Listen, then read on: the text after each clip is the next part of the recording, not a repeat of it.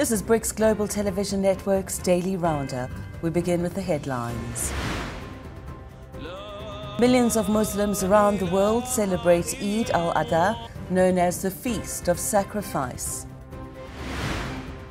Heavy rains in southern China trigger landslides and flooding, severely affecting the Guangdong province. Sportswear giant Adidas is investigating claims of bribery involving senior employees accused of embezzling substantial funds. And Russia tops the medal standings at the BRICS Games being held in Kazan. Hello, I'm Juliet Newell. In Saudi Arabia, the annual Hajj pilgrimage has concluded and millions of Muslims around the world have been celebrating Eid al-Adha, known as the Feast of Sacrifice. It's one of the biggest Islamic holidays, commemorating Prophet Ibrahim's test of faith by feeding the poor. The revered observance also coincides with the final rites of the Hajj pilgrimage, which has been taking place in Saudi Arabia under scorching conditions. The health ministries reported more than 2,700 cases of heat exhaustion on Sunday alone, amid temperatures soaring to 49 degrees Celsius. Pilgrims have engaged in rituals such as circling the Kaaba in Mecca and performing the stoning of the devil ceremony in nearby Mina. Authorities urged pilgrims to avoid direct sunlight and take precautions against heat exposure. Saudi Arabia officials issued alerts urging pilgrims to take preventative measures, advising them to use umbrellas, drink water regularly, and avoid outdoor activities during peak heat hours. These guidelines aim to reduce incidents of heat exhaustion, stressing the importance of adhering to safety protocols during the challenging climatic conditions. The Hajj, a fundamental pillar of Islam, has attracted approximately 1.8 million pilgrims this year, with the majority arriving from abroad. Saudi Arabia views hosting the Hajj as a prestigious responsibility tied to its custodianship of Mecca and Medina's holy sites. In India, at least 8 people have been killed in a train crash in Darjeeling, West Bengal, with around 50 more injured. It's understood a goods train ploughed into the back of a passenger train. The Kanchenjunga Express derailed 3 carriages. Another passenger carriage was forced upwards as it precariously balanced on top of another one. Initial investigations reveal the driver of the goods train missed a signal, which resulted in the crash. He and his co-driver are among those killed in the collision. मैं यहाँ देखने के लिए नहीं rescue का जो काम चल रहा है वो किस तरीके से चल रहा है उसको I'm here to monitor the rescue operations. The National Disaster Rescue Force and the government officials are engaged in helping the injured. Despite the bad weather conditions, we are all sincerely working together to save and help those who are injured. और ये हमारी प्राथमिकता है कि इस समय सब लोग मिल करके हम लोग लोगों को बचाएं और वही हम सब लोग मिलके कर रहे हैं. Prime Minister Narendra Modi has extended his condolences to those who've lost loved ones in the crash. India has one of the world's largest rail networks. The ailing infrastructure, however, has been blamed for the many train disasters over several years, the worst of which was in 1981, when around 800 people lost their lives when their train derailed while crossing a bridge in Bihar. A year ago, 3 trains collided in Odisha, killing around 300 people. Investigations revealed one of the passenger trains was mistakenly diverted onto a loop line, which led it straight into a stationary goods train loaded with iron ore. In southern China, heavy rains have triggered floods and landslides, resulting in the deaths of at least 5 people, while 15 others are reported missing. The downpours have affected densely populated Guangdong province since Sunday, following a period of intense weather nationwide. According to CCTV, citing provincial authorities, the natural disasters occurred near Maizhou city. Additionally, 13 people are reported as trapped, although their conditions remain unspecified. Emergency response efforts have mobilized over 10,000 personnel to conduct search and rescue operations in the affected regions. China is currently experiencing a summer marked by extreme weather contrasts, with a heat wave scorching the northern regions while heavy rains batter the south. Scientists attribute these weather anomalies to greenhouse gas emissions, which exacerbate the effects of climate change. Meanwhile, in southeastern Jiangxi province, a separate landslide has buried 3 vehicles on the highway, according to Xinhua. In Sao Paulo, Brazil, thousands have taken to the streets for the March of Marijuana, advocating for the legalization of cannabis. The march coincides with recent legislative developments, including the approval by the Brazilian Congress of the constitutional reform of drug laws last week. This reform aims to penalize drug possession irrespective of quantity or substance, according to local media. The congressional action follows ongoing judicial proceedings in the Supreme Federal Court regarding the decriminalization of small-scale marijuana possession for personal use. The proposed laws will now undergo scrutiny in a dedicated congressional committee before proceeding to a plenary vote. This event marks the 16th installment of the March of Marijuana, a movement advocating for the legalization of cannabis use in Brazil. A Russian nuclear-powered submarine and accompanying naval vessels have departed from Havana's port after a 5-day stay in Cuba. Residents bid farewell with Russian flags as the vessel sailed out to sea, concluding a period that also saw visits from a US nuclear-powered submarine and a Canadian Navy patrol ship. The Russian submarine, named Kazan and confirmed by Cuba as non-nuclear weapon equipped, arrived last week without causing alarm in Washington, which viewed the visit as non-threatening. This occurred amidst heightened tensions due to the Ukraine conflict, where Russia's military actions have sparked international concern. Simultaneously, the US fast attack submarine USS Helena conducted a routine port visit at Guantanamo Bay on Thursday. That's according to the US Southern Command. Cuba's acknowledged being informed about the submarine visits, but expressed discomfort with nuclear-powered vessels from nations with adversarial policies towards Cuba. Historically, during the Cold War, Cuba's alliance with the Soviet Union led to significant geopolitical tensions, notably the Cuban Missile Crisis in 1962, when Soviet nuclear missile sites on the island nearly sparked war between Washington and Moscow. Coming up next, BRICS Plus Business.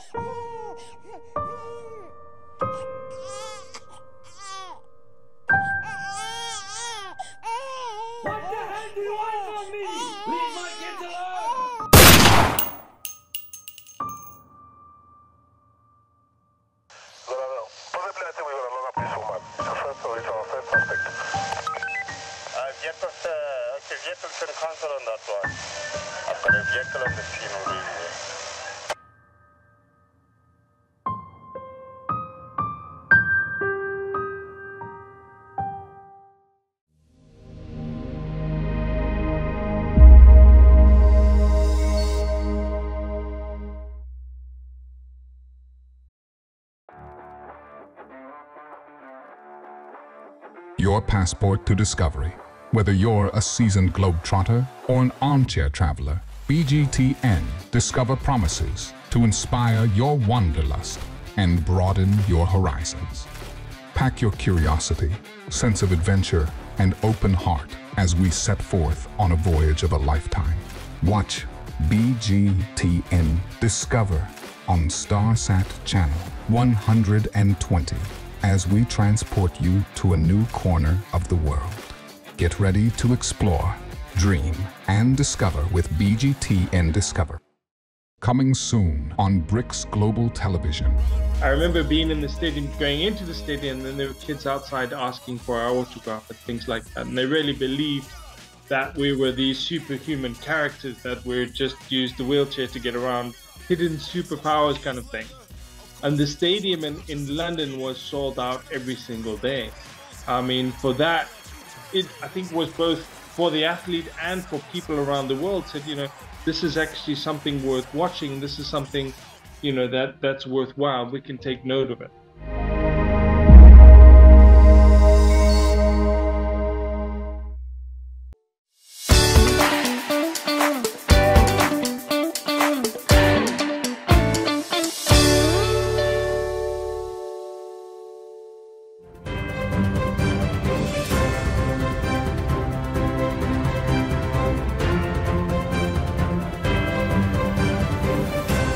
China's launched an anti-dumping inquiry into pork imports from the European Union, marking a significant escalation in the ongoing trade tensions between the two economic giants. Pork is very popular in China, serving as a dietary staple in the world's second most populous nation. Last year, imports of pork and related products from EU member states exceeded $3 billion, according to Beijing's customs data. The investigation was launched in response to an application filed by a local trade association representing Chinese producers, as confirmed by the Ministry of Commerce. This move follows the EU's recent decision to impose additional tariffs of up to 38% on Chinese electric car imports, citing unfair subsidies that allegedly threaten EU manufacturers.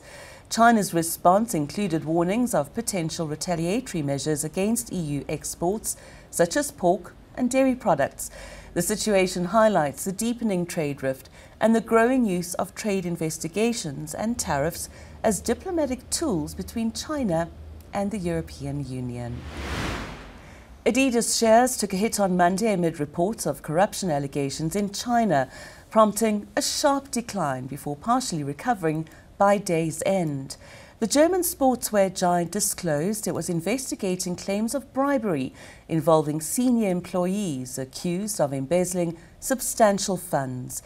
The setback comes as Adidas strives to rejuvenate its operations in China, a critical market pivotal to its recovery efforts following the contentious termination of its profitable collaboration with rapper Kanye West. The allegations surfaced through an anonymous letter, purportedly from Adidas China employees, identifying several local staff members. In response, Adidas affirmed its commitment to investigating the matter rigorously alongside external legal advisors, stressing its adherence to legal and ethical standards across all markets. Financial repercussions have been immediate, with Adidas shares plunging over 4% on Frankfurt's DAX index initially, later closing 2.6% lower. Despite challenges, Adidas had been witnessing a rebound in Greater China sales, albeit hindered by earlier COVID-19 disruptions. Analysts cautioned that these allegations could undermine Adidas's recovery efforts in China, posing a threat to its anticipated growth trajectory after recent financial turbulence. Coming up, Yolanda Pondo with BRICS Plus Sports.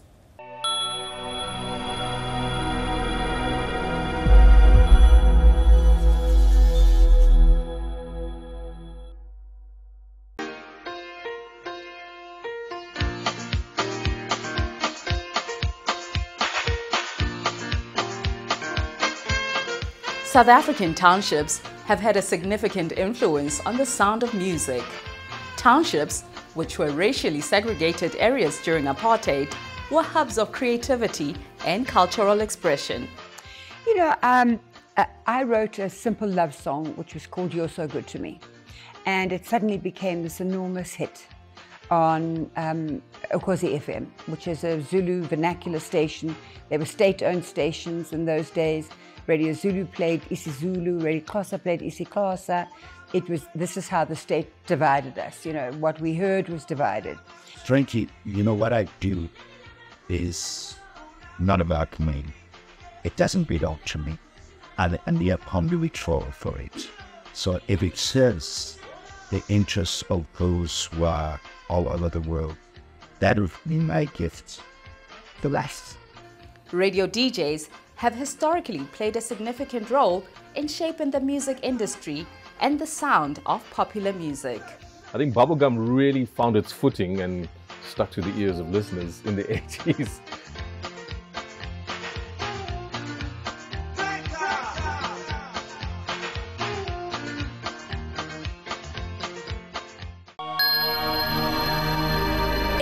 Gangster Museum and Township Tours takes us on a transformative journey alongside reformed gangsters, showcasing the remarkable evolution from purveyors of drugs and violence to architects of captivating tourist attraction. We're primarily focused on alleviating gangsterism, so we take people around the townships. Coming soon on BRICS Global Television. This blind kid arrives. I get emotional. And he's special needs and he's blind. And they can't talk to him. So I grab him and I put him on the boxing bag and I put the gloves on and I illustrate to him, hit the bag.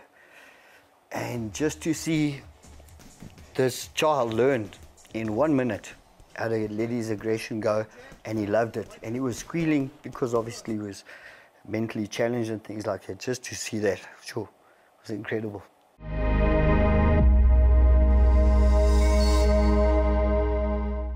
Well, here we have it. Time to turn things around. You called the taxi and watched the money drain out of your account. Now we're going to pay you if you are lucky enough to catch our taxi.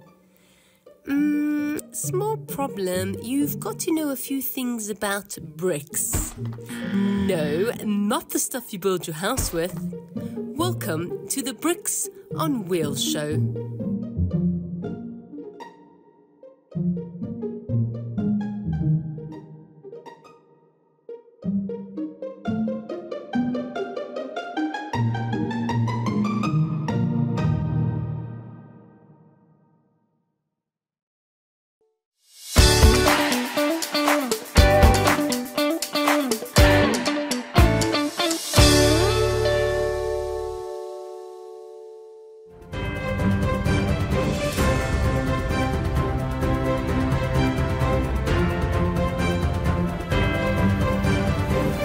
Hello, I'm Yolanda Pondo with your BRICS Plus Sports Updates.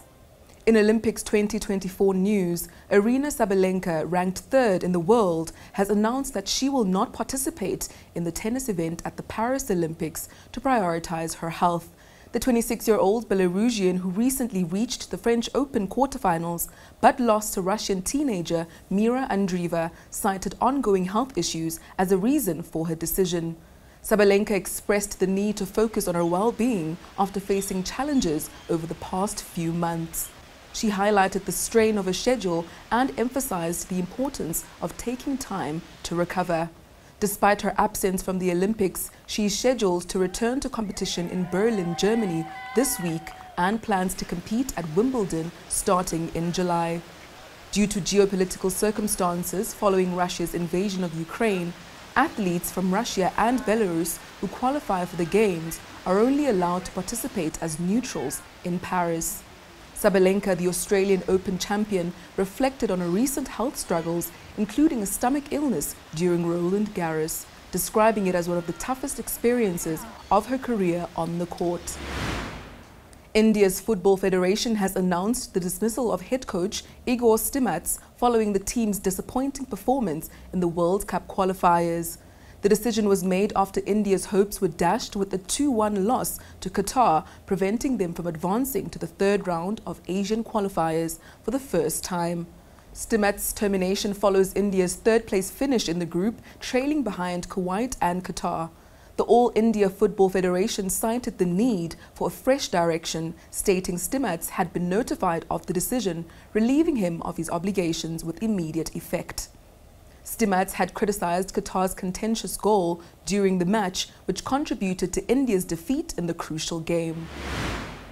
In Russia, the BRICS Games in Kazan are underway, where more than 4,000 athletes are taking part, topping the medals standings in Russia with 239 in the bag already. These include 112 golds, 78 silvers and 49 bronzes. Trailing behind Russia is Belarus in second position, followed by China in third. Participants are competing in 27 sports, including wrestling and gymnastics. And the chess tournament has kicked off and will continue until the 22nd of June. There are 6 sets of medals to be won as participants compete in individual and team events. Several BRICS countries are competing in the chess tournament, including Brazil, China, Russia, the UAE and Ethiopia. The BRICS Games, which commenced on June 12th, will run until the 23rd of June. And in cricket news, as the T20 World Cup continues in the United States, BGTN correspondent Ben Rikhotso spoke to Mbali Hlope, an independent sport analyst, about South Africa's performance in the tournament so far. I can't say that I've been convinced with our wins, but I can say we have been rather very fortunate. And I don't think the Proteas have actually played a 100% cricket game. We've been very fortunate. I mean, the teams that we've been playing could have just, done away with us quite easily. But with the 3 games that we've won, we take the 6 points, and it is a qualification for the next round, which is the Super 8. If you look at what has been happening, or prior to the tournament, we went to the West Indies and played 3 T20 games where we got seriously beaten by the West Indies, who I think is one of the tournament favorites. But also take nothing away how the Proteas have applied themselves in the last 3 games. Playing cricket in an unfamiliar territory. America is not known for cricket, and that is one of the things that we need to take into consideration. One, talk about the drop-in pitches. It means the pitch was brought in prior to the tournament, and they are not played at traditional cricket grounds. They're played at baseball grounds. They're played on parks which have been made. If you can think of the Football World Cup in 2022 in Qatar, they just created stadiums for that, and it's exactly that in America. And you can see the inconsistent bounce on pitches. You can never settle as a batsman, but it favors bowlers more than anything. And for South Africa, all you need to do is bowl straight. You are definitely going to hit the mark, and you are going to get a wicket if the ball doesn't fly out of the park. That's also one of the things. And for me, the top 3 batsmen in the Proteas setup have not been firing. Quinny de Kock is usually very influential, but during this tournament he hasn't been. Reza Hendricks hasn't really done anything, and I mean, I can fault the pitches, but as a batsman you need to apply yourself, because the very same opponents play on the very same pitch. But I must give credit where it's due to the bowlers. They've really bowled very well, managed to restrict Sri Lanka on the opening day. They've managed to restrict and chase the total against the Netherlands, and obviously with yesterday's win against Bangladesh, where we only got 113 runs. And I don't think we're going to win any tournament anytime soon. If you look at countries like India, like Australia, who have got their tails up right now. I mean, Australia shocked the entire world when they beat India in front of 100 million people at the last World Cup in the one-day international. And here they are. You've got the likes of the West Indies who are home, and we know that the West Indies fire when it comes to T20 Cricket World Cup, and they seem to be enjoying the cricket very currently. But also, not to take anything away from South Africa, the problem with South Africa is when it gets to the semi-finals. I do not know what needs to be done as South Africans to make sure that we get over the hurdle of semi-finals. We can beat any team in the world prior to the semi-finals, but as soon as it becomes a semi-finals, there is something that just goes wrong on semi-final day. It's either we don't show up, our batsmen don't show up, or our bowlers don't show up. So the bowlers may show up, but the batsmen don't show up, or the batsmen may show up, but the bowlers don't. It's just, I don't know. I think it's a phobia. Maybe we should call it semi-final phobia, semi-phobia, but it's a challenge. Well, that's your Bricks Plus stories for today. I'll see you again tomorrow.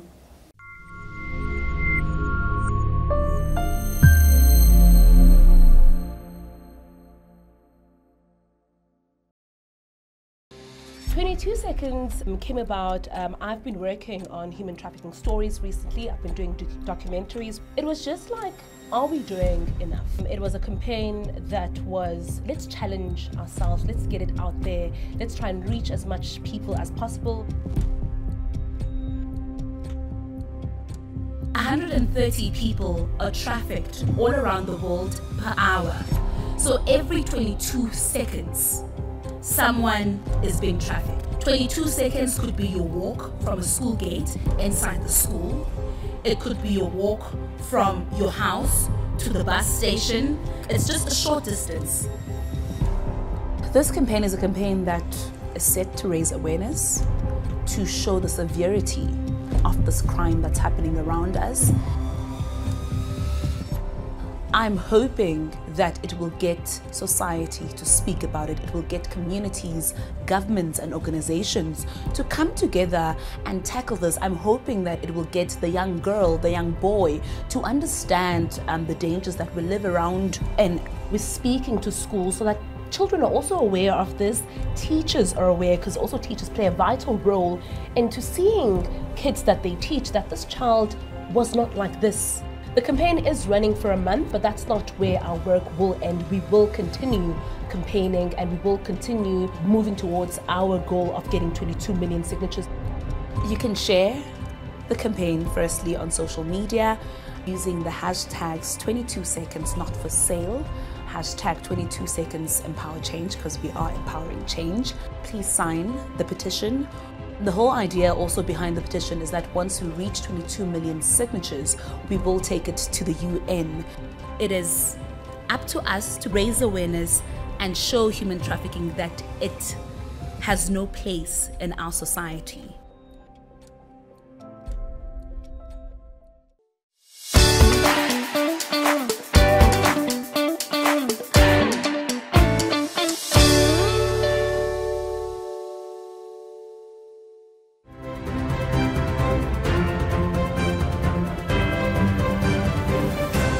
And finally, the night of Chinese cinema and television has taken place at the 26th Shanghai Film Festival. The event is aimed at showcasing Chinese film and television series and also provides a platform for local industry talent to promote their work. Film and television director-producer Li Shaohong said, "I think that the night of Chinese cinema and television allows people to study the development of the film industry in our country from different angles and see its promising prospects. We've done a great job to create a great platform for communication and film screening." The audience was treated to China's best new films and television productions, and the creators were offered the opportunity to meet with media buyers and other industry players. French filmmakers were also present at the event to showcase their latest work, as presented in other leading international film festivals, in a nod to the relationship between French and Chinese cultural ties.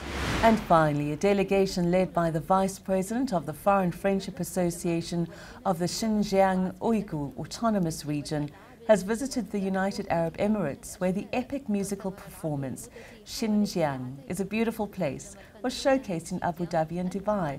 The event drew diverse audiences of expatriate Chinese students and foreign spectators. The performance featured a variety of artistic forms, including group dance, singing, musical instrument playing, and acrobatics. That's today's roundup of news from BRICS Plus countries. Join us again tomorrow. Until then, you can visit our website and social media for the latest BRICS Plus updates.